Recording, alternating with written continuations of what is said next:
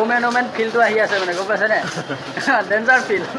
এইফালে এতিয়া বন্ধুৱে যাবগৈ আৰু বন্ধু যাবগৈ আৰু দেই তোমালোকৰ চেলফি মাৰি হোৱাই নাই নেকি কিমান মাৰা আৰু চেলফি চাওঁতে চাওঁতে যে দিনবোৰ কেতিয়া পাৰ হৈ গৈছে সঁচাকৈ গমেই পোৱা নাই দেহা মানুহে আজি সম্পূৰ্ণ এটা বছৰ পাৰ কৰিলে অৰ্থাৎ তাৰ আজি প্ৰথমটো উপজা দিন এজন বাপেক হিচাপে কৈছোঁ আজি দিনটো যে কিমান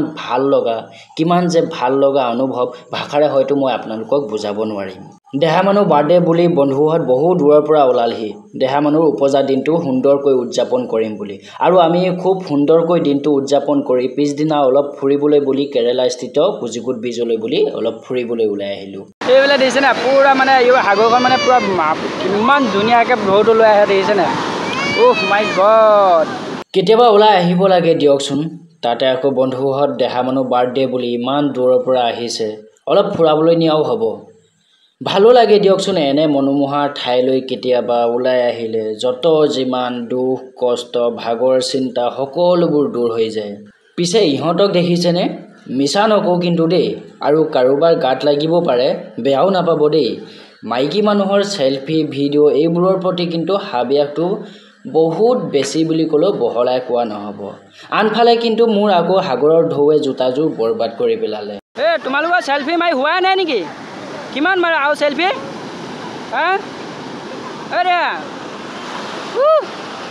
মানে চোৱা এইফালে চোৱা এইফালে চোৱা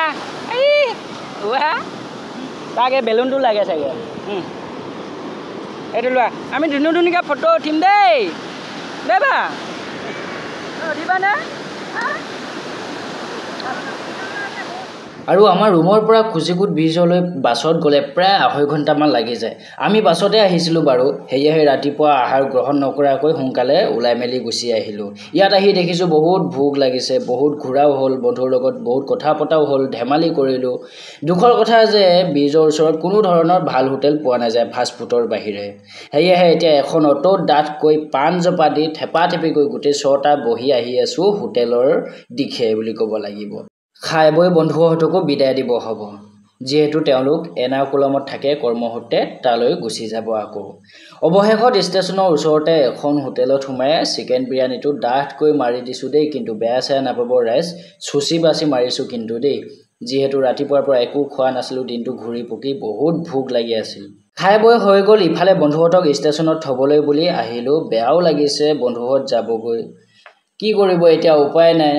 বন্ধুহঁত যাবই লাগিব কৰ্মসূত্ৰে তেওঁলোক এনাকুলমত থাকে কামো বৰ বেছি ছুটি কৰিব নোৱাৰে দেহা মানুহ বাৰ্থডে বুলি 2 দিন ছুটি লৈ আহিছিল ইফালে মালিকে আকৌ ফোন কৰি মাতি আছে একো নাই আকৌ লগ পাম এইফালে এতিয়া বন্ধুৱে যাবগৈ আৰু বন্ধু যাবগৈ আৰু দেই একদম বেয়া চেয়া নাপাবা এইফালে যোৱা এই জইনত নিদিবা ষ্টেপটো জইনত নিদিবা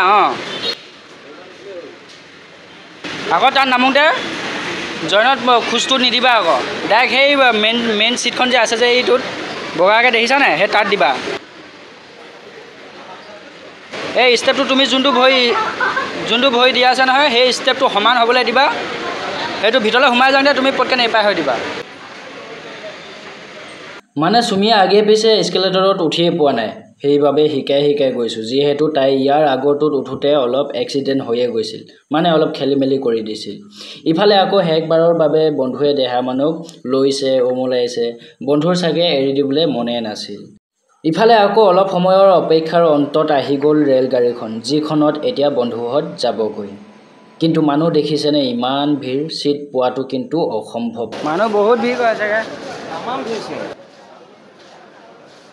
সেইবাবে মই এটা বুদ্ধি উলিয়ালোঁ যে শেষৰ ডবাটো বিকলাংগৰ ব্যক্তিৰ বাবে থাকে তুমি তাতে যাব পাৰিবা বুলি বন্ধুক ক'লোঁ যিহেতু বন্ধুৰ ভৰি এখন দুখ পাই আছিল মানে অলপ লেঙুৱা ষ্টাইলত খোজকাঢ়ি আছিল তাতে আকৌ মাইকী মানুহৰ লগত আছে অলপ মানে অসুবিধা হ'ব অৱশেষত ট্ৰেইনো গ'ল আমাৰো ৰুমলৈ বুলি যাত্ৰা কৰিবলৈ হ'ল আমি এতিয়া বাছত যাব লাগিব সেইবাবে বিশাল বাছ ষ্টেণ্ড এটাত আহি গ'লোঁ বাৰু আজিলৈ এৰিছোঁ পেজখন ফ'ল' কৰিবলৈ নাপাহৰিব বাই বাই